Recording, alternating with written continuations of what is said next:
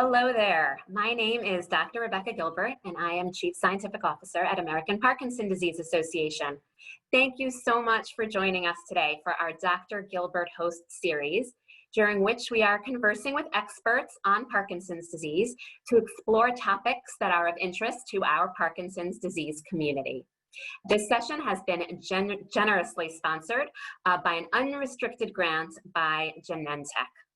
Today, we'll be talking with Bill Rasmussen, founder of ESPN and a person living with Parkinson's disease.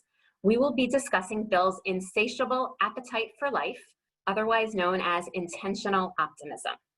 Now, to introduce you a little to Bill, his innovations in sports and broadcasting include the creation of ESPN, Sports Center, wall-to-wall coverage of the NCAA men's and women's regular season and tournament college basketball, and coverage of the College World Series. Bill was also diagnosed with Parkinson's disease in 2014, and since then, his goal has been to spread his enthusiasm for life and his message of never give up. Bill, thank you so much for joining us today. Glad to be with you, Doctor. So before we hear about your philosophy and we hear our audience questions, I would love to ask another special guest to say a few words about you. And this is Jean Allenbach. Jean is our Executive Director of APDA's Northwest chapter, and that's where you live. You live in Seattle. And I'd love to ask Jean to say a few words about you and about your role in programming at the Northwest chapter. Jean. Thanks, Dr. Gilbert. I'm thrilled to have you all on this webinar today so you can get a glimpse into how Bill lives his life with intentional optimism. I'm lucky enough to work with Bill on numerous projects, from participating in our chapter's APDA Conversation series to speaking candidly when being interviewed for our Parkinson's Pathfinder magazine. Bill spreads sunshine wherever he goes. Bill chaired our virtual optimism walk. He helped create promotional videos and challenged our friends in Boston to a friendly competition. Every time I speak to Bill, he asks, what else can I do to help spread awareness of Parkinson's disease? He motivates me to do more, think bigger, and never give up. Like all of us, Bill does not want anyone to feel alone in their diagnosis and has made it his mission to speak openly about his and encourages others to do the same. He is an active member in our chapter, having participated in the APDA press program, education programs, and our Flying Solo support group.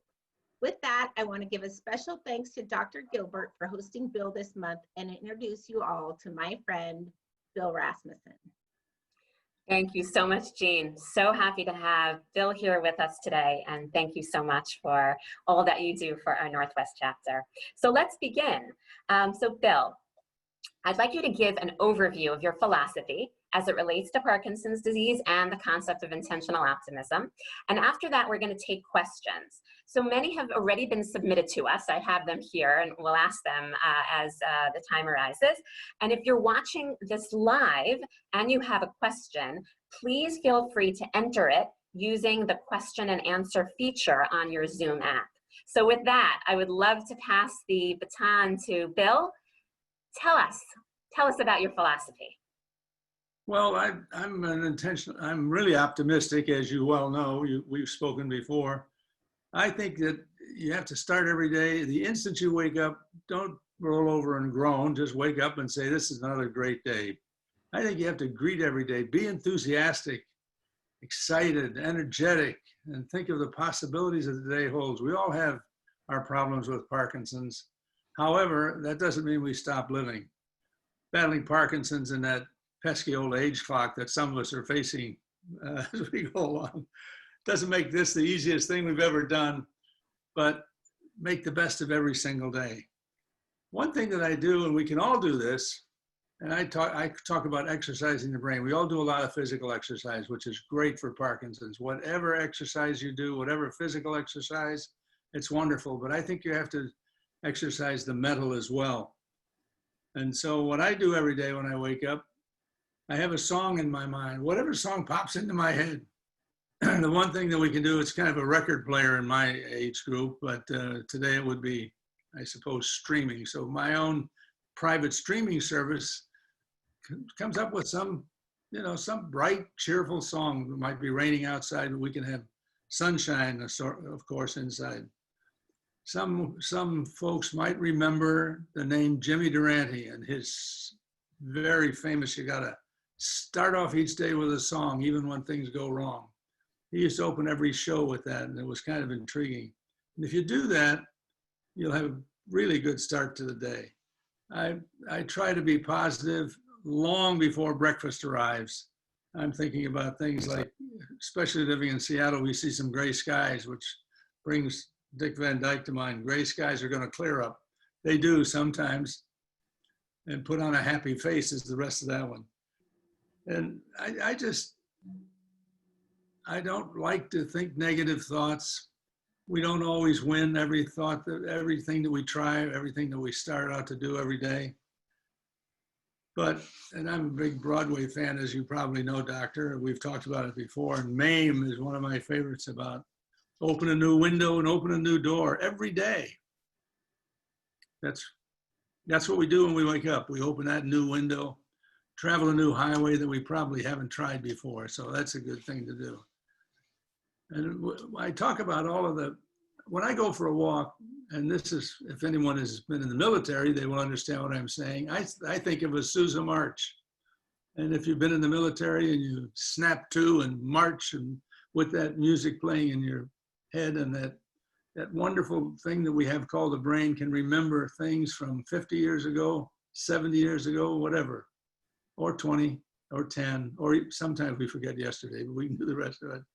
So I think greet every day, wake up anticipating it's going to be a great day, go for a walk, do your exercise, and throughout the day, just keep your brain active. I do that with a number of mental exercises. I have one that I don't think I've talked to you about, Doctor, and it's kind of interesting to me when I think about it. And it makes me anxious to get up every day and do something, when you'll see why. If we use age 100 as a target, just because it's easy to do numbers off 100 when you think of percentage. If you think about that, there are 36,525 days, counting leap year, in 100 years, 36,000 days. If you sleep 6 hours a night, that's 25 years you've been asleep. If it's 8 hours, wow, that's a third of the time that you've been asleep. 33 years of sleep out of that time. Just imagine, with all that rest, shouldn't you be able to jump out of bed, whistle a happy tune, and get into the day's work with a smile on your face and a bright thought in your mind, and say hello. People come up to me sometimes and say, how are you feeling today? Or good morning, how are you? Or whatever it might be. And I frequently say, if I was any better, the world couldn't stand me. Wow, I love those thoughts. That's my approach. I'm just positive about everything. When somebody says no, okay, we can just keep getting no's until you get that yes. There's a yes out there somewhere. I want to share with you two of our participants have chatted during your discussion of the songs, and one said, Jimmy Durante, Young at Heart, so that's another song that can pop into your head, and Good Day Sunshine by the Beatles, another. So I think our participants are thinking along your lines, which is fabulous. Thank you. Countless examples of that. And countless examples. Why don't we think about those than any of the negatives? Parkinson's isn't easy, and you of all people know that. But we can make it easier on ourselves with a very positive attitude. Yeah, absolutely. There's a question that came in, and I want to address it sort of off the bat, and I think maybe some people of our participants are thinking this as well. So Bill, you've been talking about optimism and sort of the approach one should have in the morning, and as much as they can. And someone asked the pointed question, well, what about people who have depression? How can they be optimistic? And so I just want to address that question from a medical point of view. Depression is absolutely part of Parkinson's disease. It's a medical condition, and no one is suggesting here that with enough smiles and happy songs we can undo depression. That isn't what we're saying here. Certainly bring up depression with your doctor. There are treatments, there are medicines that can be taken to help as well. And so what we're talking about is when your medical issues are controlled, if you are not able to then move to the optimistic point of view, what kind of things can you think about, and how can Bill, help you get there? So thank you so much to our first questioner who brought up that important topic about depression. But and I'm sure another thing that our audience is super interested about, I've mentioned you're the founder of ESPN. Could you give us a little bit of a history lesson to help our readers understand how that came to be, and how did your natural optimism help ESPN come into being? Well, first of all, I got fired from my former job, so I had to have a job. I had kids in school. I was living in Connecticut and working for the New England Whalers hockey team. They fired me, and we had been working on a project to get their hockey games on 5. There were only 5 cable systems in Connecticut. And so when I was fired— And what year was that? That was 1978. That was 78. Memorial Day weekend, 1978. And when we started looking how to deliver the program in hockey games to those cable systems, we came upon one guy who said, well, there's something called a satellite that's coming along, and I've got a phone number from somebody at RCA, RCA Americom in New York. Why don't you give him a call? So I did. And to my utter surprise, I mean, here I've just been fired and I'm grasping at straws, and I told him who I was, and I had heard about a satellite. Could he fill me in? And he said, where are you in Connecticut? And I thought, that's kind of strange. So I told him I was in Plainville, Connecticut. He said, I'll be up in the morning. And he came up the next day and outlined all the things that RCA Americom had. And we found out that even though they had launched the satellite in December 1975, it was flying around up there only half full. And so they were looking for people to buy time. And it started off, people would buy, HBO bought 5 hours a time. Madison Square Garden bought 2 hours a time.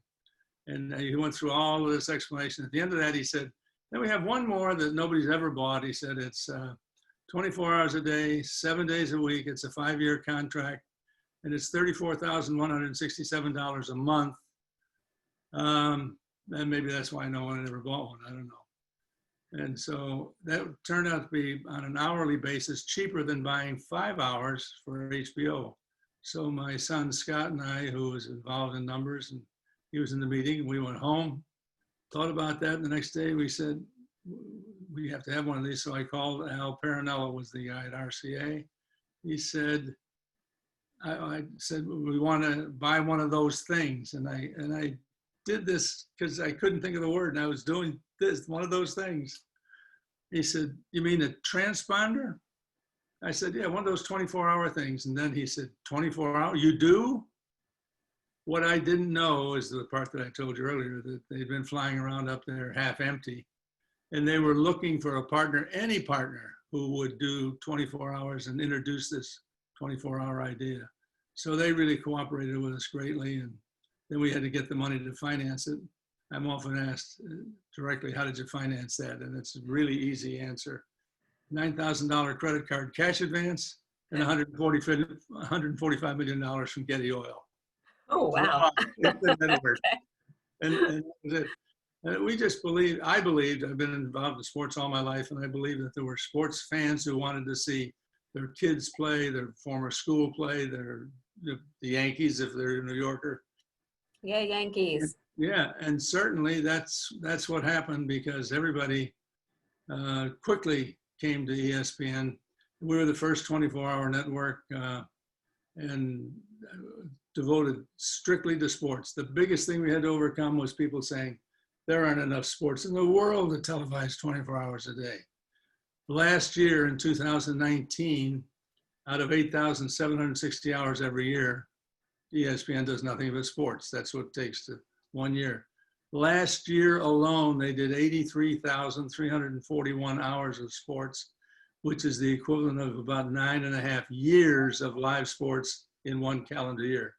So those folks who said there's not enough sports to be televising 24 hours a day, they missed the mark, and ESPN is here.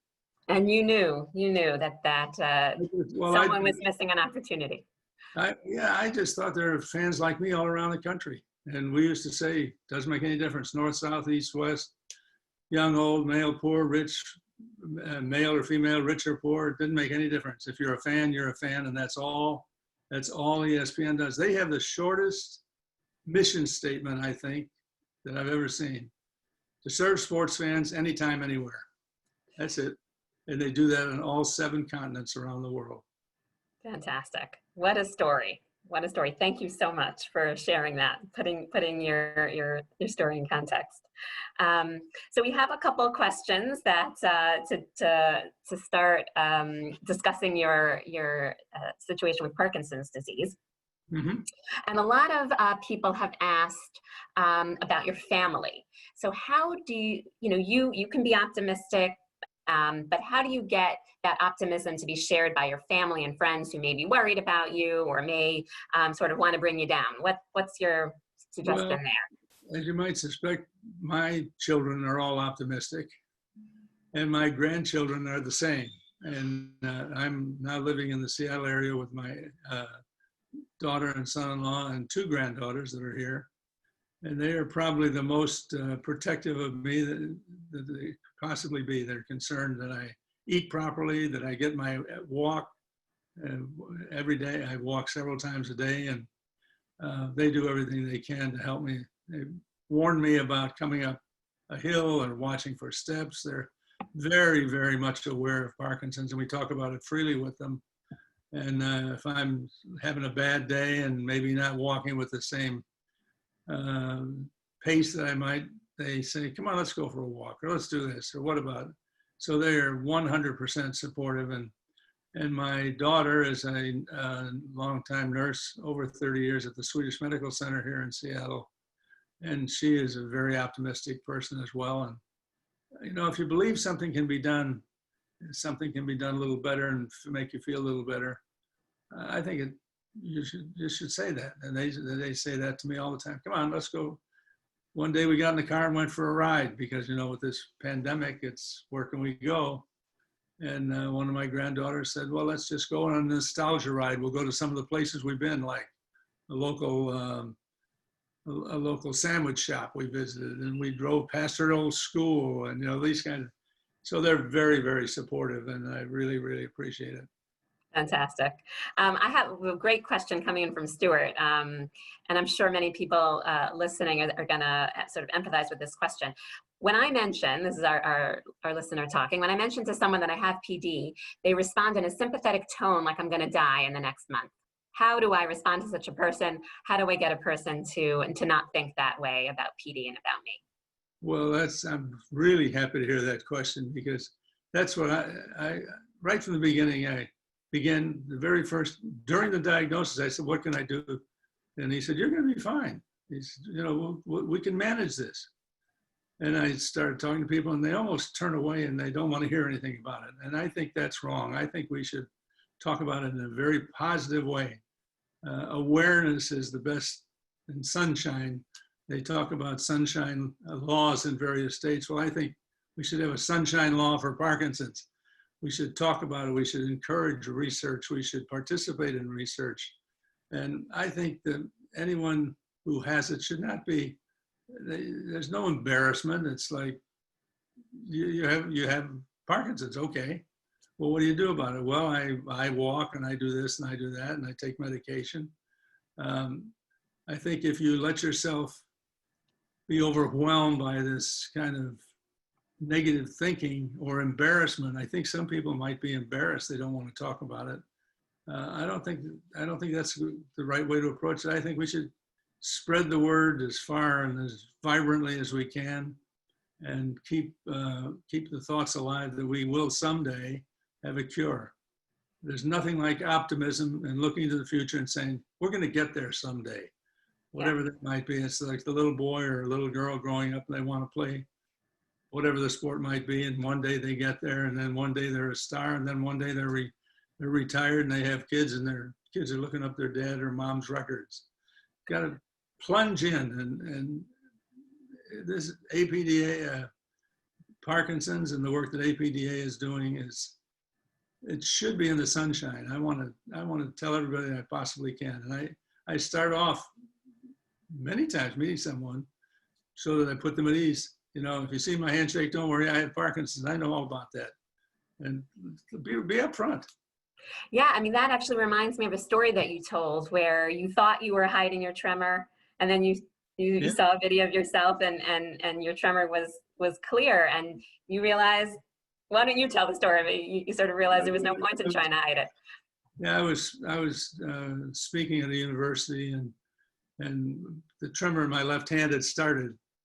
And then I would put it in my pocket, and I would put it under the lectern and so on. I had done it a couple of times before, and I didn't see any video. But this one, they sent me a video, and I said, when I saw it, I said, wow, look at that.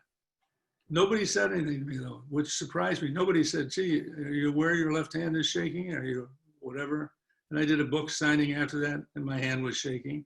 Nobody said anything. It was like they were embarrassed. No one should be embarrassed. It's just the way it is, you know. I'm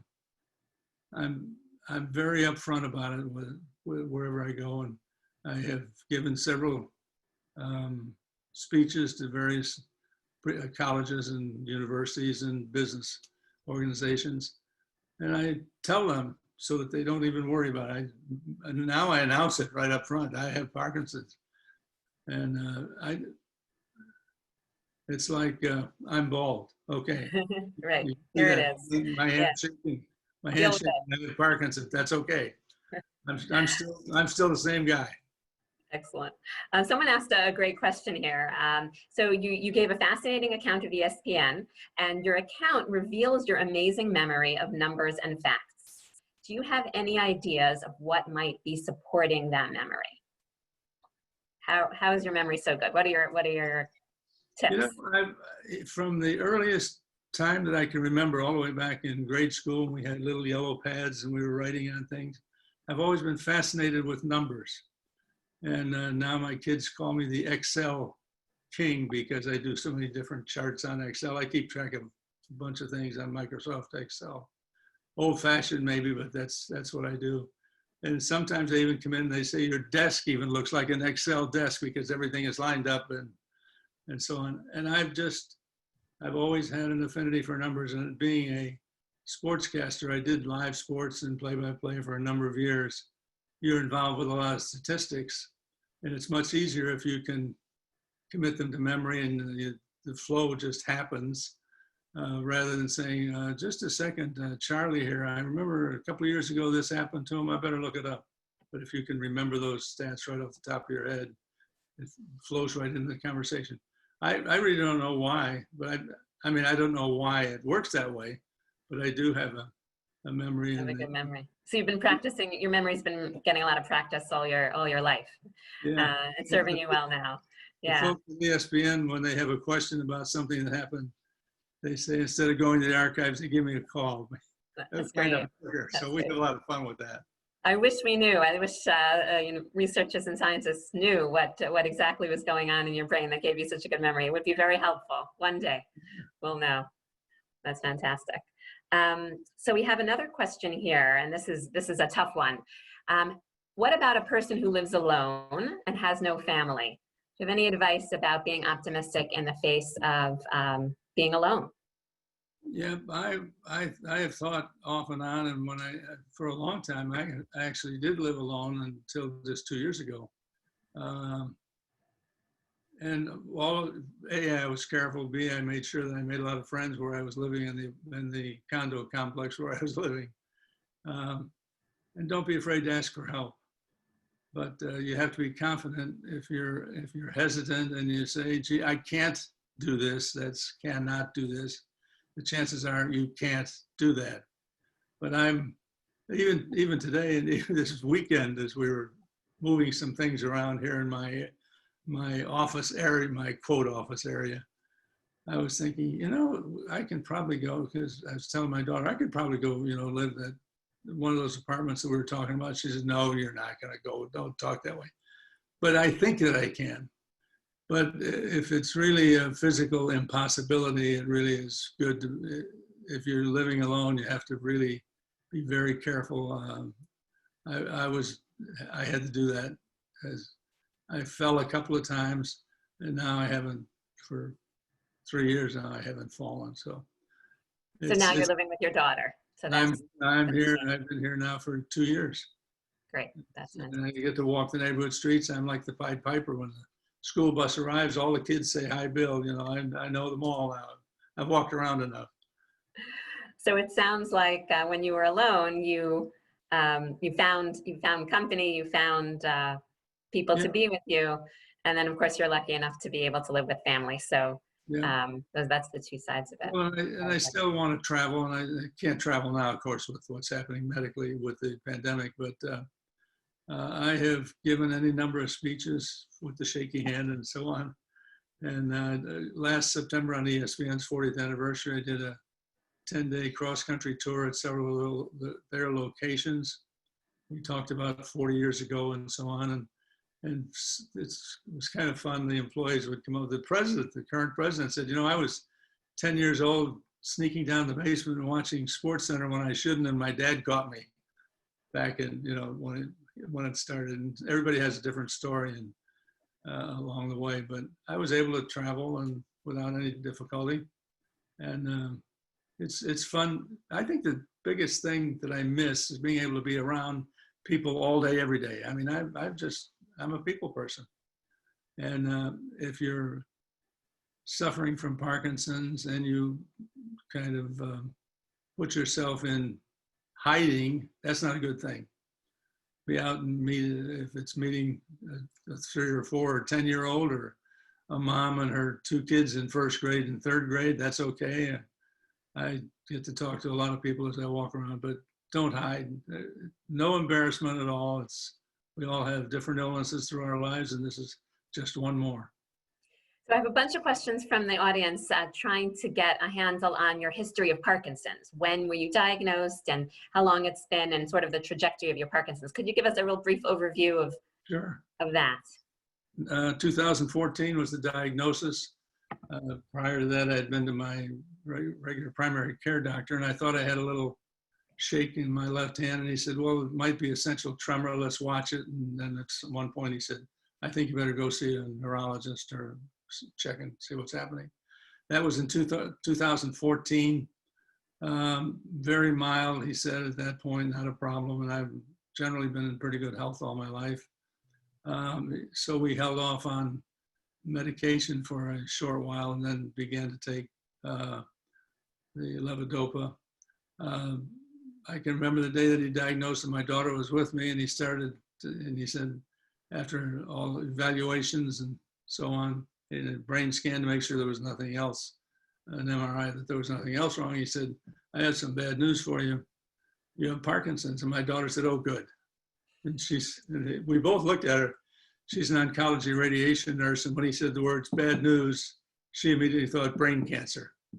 So, but I didn't really change my life. I was living in Florida at the time, and up here visiting, and I had seen the doctor here before. Many had lived out here for many years. Hadn't changed.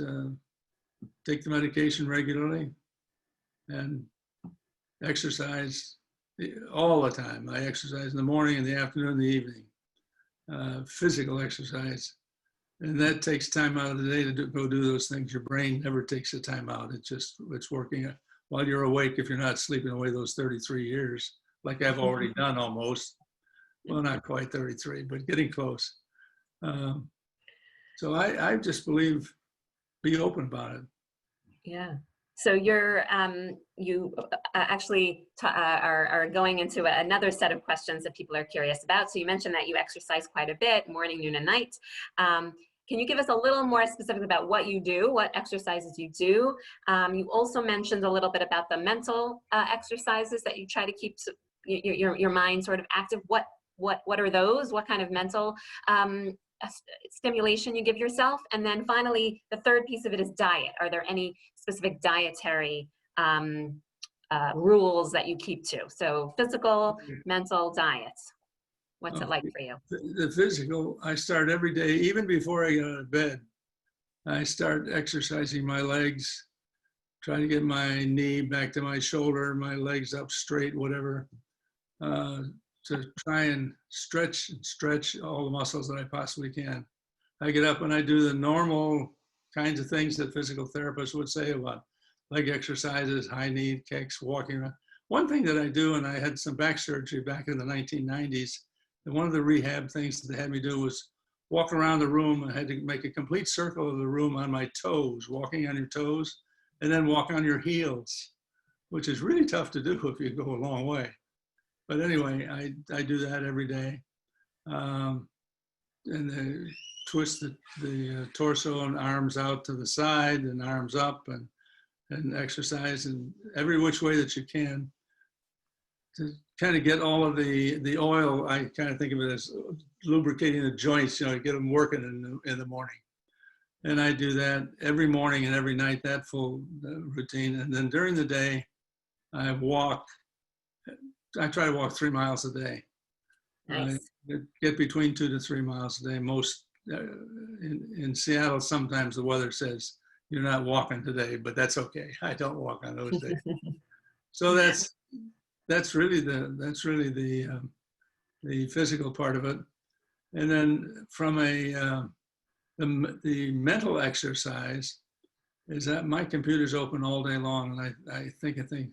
For example, don't ask me why these things pop in my head. I'm curious about, there's a lot of talk right now about the census, because it's the 10-year census is coming up. So I get serious about the census. What has been the percentage increase by decade? Well, first of all, when was the first census taken? A lot of people have no idea. 1790. Oh, thank you. There you Great. go. There you And go. from 1790 to 2010, only one decade, only one, has had less than a 10% growth.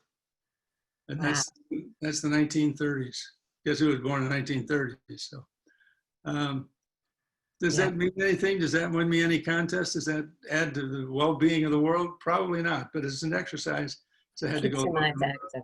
Then I put all the numbers in, then I start to figure out the percentages. Those kinds of things, it's Give yourself challenges. a challenge. It's purely an exercise. That's a mental exercise. And you're working on a book, correct? Yes, indeed. And it's about the 10 decades. I've actually completed the cycle now. I've kind of, in baseball, you hit for the cycle if you have a single, double, home run, a triple, and home run in the same game. Well, I started in the 30s. Now I'm all the way around here. I'm in the 20s. Nice. So I'm kind of doing it in 10-year Got lumps. it. And it talks about sports history. It talks about life. It talks about, what was going on in the country, major events. It's going to be a fun book. I mean, it's been Nice. fun to work on. Excellent. And And you're 87 now, correct? Yes, Just to give 88 people- in October. 80 in October. Wow. Okay. So that's where the different decades come in. Fantastic. Yeah, and another 12 years will make that 100 that I was talking about. Fantastic. That's Everybody, I told everybody at that ESPN round tour, wherever I stopped, that I invited them back to the 50th anniversary, because I said, I plan to be there in 1997. Are you going to be here? And I got a laugh everywhere I went, and some of them said, "You bet I will." So they retain a lot of the employees stay there for their entire career. So I probably will see some. Probably will. A positive statement. I'm going to be there in 97. I just said it again. There you go. So I have a couple questions from the audience relating to your work with audiences and travel. And they're both really good questions. One is, when you're giving a speech, do you find that your tremor gets worse? And if so, do you have any tips to kind of calm yourself down when you're giving a speech? And the other question about your work is, do you have inconsistencies in how your Parkinson's disease symptoms are? So, one day would be better or worse. And if that happens, how do you handle that when you're traveling? Well, answering the second one first, yes, everybody has an up or down day. And to take care of that, where I used to fly in the day before an event, I now fly in 2 days, because I don't know what the travel is going to do. And I have found that it usually is a good idea to be there a full day in advance. So that takes care of that one, and it just makes it easier. As for the other one, I don't have any particular tricks. It's really interesting what the brain does. It kind of, I don't know, you're the doctor and you can explain it to me, I'm sure. I would love But, to. when I'm speaking, I don't really think about it. And I'm going on and I've got slides and videos and all kinds of things, and I'm locked in. And it's interesting, the question, if you take that, I used to play golf a lot, and I thought, well, I can't play golf anymore because my fingers are shaking and so on. We had a golf tournament here last August, just about a year ago. And Chris Berman was out here and he was playing in this event. And he said, come on, ride along with me. You can putt for me. And I said, I haven't played golf. And he said, come up here. And so I put a putter in my brain memory. As soon as the putter was in my hands, there was absolutely no shaking. Over the ball, I was as steady as I'd ever been. And I asked the neurologist about that. And he said, there are some, what was the phrase they used? It's a muscle memory, basically a brain memory for that particular thing. And because I had cultivated that over 50 or 60 years, that's kind of built into your muscle structure, and your brain says, okay, putt, your fingers stop. So my fingers don't shake at all. And I was able to putt the same way that I always was. Fantastic. I don't want to swing in a golf club and play golf because I might, twist myself out of balance and fall flat on my face, and that'd be embarrassing on a golf course, and not a good idea. But I think if you get yourself into the mindset and you focus, it's 100% focus. The speech comes off. I never have used notes. I use slides and video and so on, and I know the order that they're going to be used, and that's just the way it is. Right, so you're very lucky. You're obviously quite a proficient public speaker. So not everybody has that natural talent. So that's definitely helping you. And I think another very important lesson that you're saying is you prepare. You don't sort of leave things to chance. So that element of the nerves, you take care of. You come a couple of days in advance. You actually prepare to make things go as smoothly as possible. So I think that's a great point. It may look like everything's just, working smoothly, but you've actually really worked at it to make it go so smoothly. When somebody says, here's Bill, in effect, whatever they say, I've done a lot of work before then because I know exactly how it's going to go. And if you do enough of them and they're in the same genre, like all the colleges, virtually every school, they always ask the same questions. That makes it really easy. Exactly. So you get kind of schooled in what they want you to say. So that's helpful too. So I have so many questions rolling in. It's hard to make sure we answer them all. We're not going to be able to answer them all. But one thing that I want to highlight is you were talking about how you're a people person, and it's super important for you to just reach out to people, whoever they may be. I know that since you've been in Seattle and you've had a lot of interactions with the APDA chapter, that APDA has helped you find that community. Could you talk a little bit about, finding like-minded people and how that process has been to help with your attitude? Yes, the APDA here, and Jean and her group have been, they have so many different opportunities to the press group that we went to, and bringing people together. And it's interesting when you put a bunch of people who all have Parkinson's in the same room. It's an ordinary meeting. I mean, somebody might be shaking, somebody might be having difficulty walking, and so on. But we all know that we all have the same problems. And we have one gentleman who has been playing softball on the team, and he's into his 70s, and they won a tournament this year that he went off to Utah or Idaho to play or something. And it's really, as many things that I can participate in. I've been to, I think, virtually all of them. My wife passed away many years ago, so I'm eligible, quote, eligible to attend the flying solo group. And it's fun. And of course, now we used to meet in all together in one area here in the APDA offices. But now with the pandemic, we do it just the way we're doing this today. but it was fun. Some people bring cookies, and we have coffee, and you get to meet different people and different things. One young lady, of course, in my age, they're all young ladies. I mean, you got to remember that now, doctor. But she said, guess what? She has Parkinson's, and she said, oh, and I'm a Lyft driver. And I said, what? I mean, it just struck me as odd. But why should it? I mean, we're just normal people. I mean, right. We're teachers, we're doctors, we're Lyft drivers, we're, public speakers, whatever. Yeah. We just do the things. And I think the chapter is very, very active, and Jean and her staff have something going all the time. We just finished on Saturday. We had one of the flying solo groups, and we do it all now. I'm learning more about how to do Zoom from APDA than anything ever in the television business. Well, that's unexpected. That wasn't APDA's goal to teach the world how to use Zoom, but hey, it seems like we're doing that too.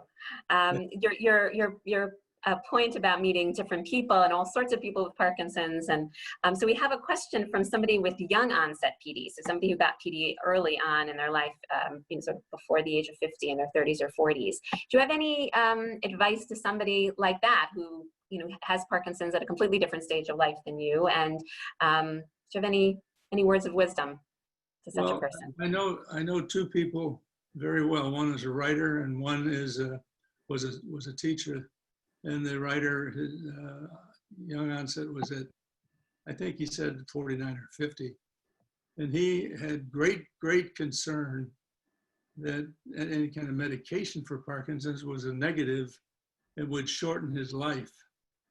And I said, I'm not a doctor. I don't know. You'll have to ask medical advice on that.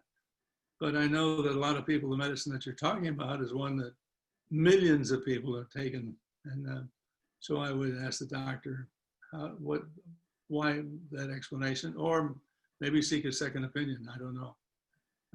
He was very serious. The other is a young lady who was a physical education teacher, developed young onset at her mid 40s, I think she said, 45 or 46. And she turned around and decided to make it a life's work. She was teaching in physical education. She now has opened a couple of physical education, physical therapy studios, and does a very serious amount of work with Parkinson people coming in. And she has also reached out and is trying to talk to different people about possible solutions, possible research that her groups can be involved in. And she's come up with some interesting things we talk about every other week. And she actually flew out here. They live in Connecticut, and she and her husband flew out here to chat with me. We had a nice breakfast brunch one day, and we've been connecting on the phone and by Zoom ever since. And I just think young onset is the same as the rest of us. That's the message. It's the same symptoms. So let's learn from each other. And as you know, Michael J. Fox is a very visible young onset. And I think he developed it at age 29 or something, and he's still going. Yeah. Absolutely. So I want to address one thing because it's coming up again and again in the questions, and I know people will be very disappointed if we don't get to it, and that is diet. So about 3 or 4 questions are, what is your diet? Any specific diet tips that you could share with us? Ice cream and no, I first of all, and this is not condemnation of anything. I don't drink any alcoholic beverages, nor have I for the last 40 years. I eat a lot of fruit. I don't quite make the apple a day, but I have a banana out virtually every day. But I eat all different fruit: grapes, banana, apples, strawberries, any kind of fruit that I can find. Salads are okay. I'm not big on salads. You're supposed to be, I guess. I'm not quite big on that. But the 2 things are, I don't gorge myself. I mean, I eat a reasonable quantity. And with my daughter being a nurse and her two daughters here helping, they cook a lot of really healthy meals for me. And we have, living in Seattle, we have a lot of fish, obviously, which is good. And other than that, it's pretty normal. If I go on a trip, I don't have to, things I have to stay away from are too many sweets and too many sugar. You might think I was kidding when I said, ice cream and chocolate and Oreos and all those things. I do have those probably more than I should, but sort of no specific formulations of anything that you take. You just healthy diet, moderation, sort of the basic rules. Sounds like all the basic things we're told all of our lives. Yeah. And we fall off the wagon, so to speak, every now and then, and we absolutely do something. I think everybody does that with delicious results. Yes, absolutely. But, we have another question. Oh, I'm sorry. Go ahead. No, I was just going to say, just eat well and drinking a lot of water too. I drink water all the time, and I think that's very important. Great. Yeah, some really basic rules. Can't get away from the basics. I think we're going to take one last question, even though we have many more. So thank you so much for our participants for having the questions roll in, really good questions to try to, get some great information out of Bill. So our last one for the day, do you do any form of meditation to prepare your mind or body? Is that part of any of your routines? Nope, every now and then I fall asleep at the desk if I'm working on something. I don't think that counts as meditation, but no. I've never have. It's not part of your part of my makeup. No. I'm a simple guy from the south side of Chicago. That's all. Just grew up in the Depression, and I was in the fourth grade when World War II started on December 7th, 1941. So that's part of those 10 decades that I've been, and just a pretty normal guy. A pretty normal guy with a lot to teach us. So your lessons for Parkinson's disease for life, I would love to be able to summarize in a couple of lines everything you shared with us today, but obviously that's going to be really hard because you have so much wisdom and so many excellent life lessons to share. So I really, really want to thank you for being with us today and giving us just a little brief hint about what you're like, what your thoughts are like, and how that helps you with your Parkinson's and how it can help our community. So really cannot thank you enough. Thank you. Well, thank you, because these are the kinds of things that make my life a lot of fun. Great. So we'll have to do it again. I guess that's the answer. There you go. I'll do it whenever you're ready, Doctor. Fantastic. So I want to just tell the audience that if you missed a part of this session or you want to share this session with someone else, we are recording this. We did get a couple questions about that. It will be available on our website at apdaparkinson.org in a couple of days. So check back and you'll be able to listen to it again and share the link. APDA, as we mentioned a few times on this broadcast, has many valuable resources in different areas of the country. And we also have resources that are online. And here is a number of them about education about Parkinson's disease. We have publications. We have a symptom tracker app where you can record your symptoms and track them for your physician, etc. And we will be emailing this list of resources to anyone who participated today to help you on your journey understanding your Parkinson's disease. So please consider visiting our website, visiting our resources, and consider donating to APDA at our website so we can continue to bring you programming like this and much else to help you understand your Parkinson's disease. And here are how to get in touch with us with the various avenues: phone number, website, and various social media avenues. And I want to now end by again thanking Bill for joining us today, and to let you know that our next Dr. Gilbert host session will be on September 10th, and this again will be at noon Eastern Standard Time, and that's 9 a.m. Pacific Standard Time. And I'll be conversing at that time with Dr. Tim Greenemeyer, who is an expert on gene therapy in Parkinson's disease, so a completely different topic, and we'll explore that topic together with questions from our audience as well. So until then, thank you so much for joining us, and we hope very much to see you again soon. Thank you, and have a great day.